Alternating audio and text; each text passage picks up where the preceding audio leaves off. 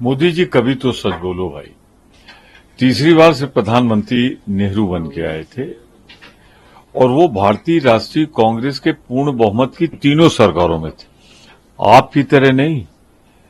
2014 में प्रधानमंत्री बने, 2019 में बने, बढ़ के बने, और अब तो आप अपने बूते प्रधानमंत्री भी नहीं बन सकते हो जब तक एनडीए की कृपा पर निर्भर करते हो। तो मेहरबानी करके सच बोलना सीखिए। कभी तो साहस से स्वीकार करिए, कहिए कि मैं 3 से 3 सीट पे था, भाजपा को नहीं ला पाया, 240 के आसपास पहुंचा दिया मैंने। अब तो आप अपने बूते प्रधानमंत्री भी नहीं बन सकते। और ये नेहरू से जो आप तुलना करते हो, नेहरू को छोटा दिखाने की कोशिश करते हैं, वो शुभ लक्षण नहीं है आपके। वो कहीं न कहीं से आपके अंदर की कोई भावना प्रदर्शित करता है। नेहरू सर्वकालीन महान थे। लेकिन सर, विपक्षी दल और कांग्रेस समेत अभी कह रहे हैं, ममता बनर्जी कह रही है, खुशी इस बात की है कि बीजेपी को पूर्ण बहुमत नहीं मिला, और 400 की जो बात कर रहे थे उनको जनता ने एक तरीके से आईना दिखाया है। और ये भी कह रही है लॉस क्रेडिबिलिटी अब खत्म हो चुकी है, इस्तीफा दे देना चाहिए प्रधानमंत्री। मोदी जी और इस्तीफा, ये ममता जी उम्मीद कर सकती, मैं नहीं। ये तो जब हटा भी दिए जाएंगे तब भी जल्दी कुर्सी छोड़ने वालों में नहीं है। आप देखिए ना, नैतिकता अगर होती तो 303 सीट से 240 पे पहुंचा दिया। और मैं एक चीज और बता दूं, एनडीए की सीटें मोदी जी की वजह से नहीं जीती, बल्कि एनडीए की वजह से भाजपा की सीटें जीती। स्पष्ट करूं, अयोध्या जहां सबसे ज्यादा टाइम दिया, जिसको सबसे बड़ा मुद्दा बनाया, मोदी जी आप भाजपा को उम्मीदवार वहां से नहीं जिता सके, सिटिंग उम्मीदवार था, वरिष्ठ नेता था।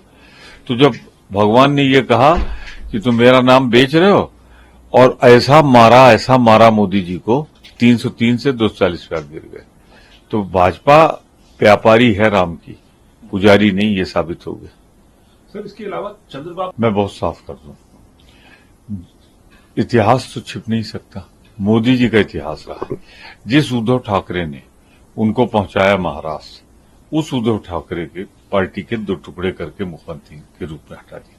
जिस नीतीश बाबू ने उनके गाढ़े वक्त में काम आए, उनको कई बार उन्होंने धोखा दिया, और कुछ दिन और रह गए होते तो निगल लेते उनको। वहां हालात उनके मंत्रियों के क्या है। चंद्रबाबू नायडू का खुद का जेल से निकलकर अभी आए। तो सबको इनका इतिहास भूगोल मालूम है, और सबको सबका इतिहास भूगोल मालूम है। मुझे पूरा विश्वास है कि अब तो भाजपा के अंदर ही लोग इस पे सवाल उठाने लगे हैं कि मोदी जी अब जिताऊ नहीं रहे, मोदी जी अब रिलायबल नहीं रहे कि उनके नेतृत्व में हम जीतेंगे। तो हो सकता है भाजपा से कुछ लोग कह रहे थे, विपक्षकार, कि भाजपा में शायद नितिन गडकरी जी और राजनाथ सिंह कहें इस बात को। अब कहेंगे कि नहीं कहेंगे, उनके पार्टी का अंदरूनी मामला, मुझे कुछ लेना देना नहीं, न मेरी जानकारी है। पर ये भी सवाल उठ रहे हैं अब तो। देखिए, संजय राउत जी का बयान है, संजय राउत जी उस पर आगे कुछ पूछना है तो उनसे पूछिए। जहां तक मेरा सवाल है, मेरा सीधा जवाब है, इंडिया गठबंधन की बैठक शाम को है। अगला कदम हमारा क्या होगा, ये इंडिया गठबंधन की बैठक में तय होगा। आखिरी 2 सवाल सर उत्तर प्रदेश से पूछना चाहूंगा। राहुल गांधी ने उत्तर प्रदेश के लोगों को धन्यवाद किया, और उत्तर प्रदेश की स्थिति भी ऐसी रही कि सबसे ज्यादा नुकसान एनडीए का किया, भाजपा का किया, और सबसे ज्यादा फायदा जो है इंडिया ब्लॉक का हुआ, कांग्रेस का हुआ, सपा का हुआ। कैसे देखते हैं आप? इस बीच मायावती जी ने भी कहा कि हमने बहुत से मुस्लिम को भी टिकट दिए थे, बावजूद उसके हमको वो नहीं मिला, समर्थन नहीं मिला। अगली बार से हम बहुत देख के सोच समझ के उम्मीदवार उतारेंगे मैदान में। मैं बहुत साफ कर दूं इस चीज, इसमें कोई दुविधा तो है नहीं। राहुल गांधी 4 लाख से जीत रहे हैं, मोदी जी 1 लाख के लिए रगड़ गए, 2 राउंड में चुनाव पीछे हो गए। स्मृति जी अब स्मृतियों में रह गई। जिस तरह मंत्री हारे हैं और ये 40 से नीचे घट के आ गए, कहां 80 की 80 ले रहे थे। तो ये तो बहुत लोगों की आंख खोलने वाला है, सबक है। मैं फिर कहता हूं कि जो मिली है बीजेपी को सीट, ये एनडीए के लोगों से मिली है। कौन कौन था उसमें? जाति पे आधारित 3-4 दल थे, जिनकी बदौलत भाजपा कुछ सीटें जीत गई।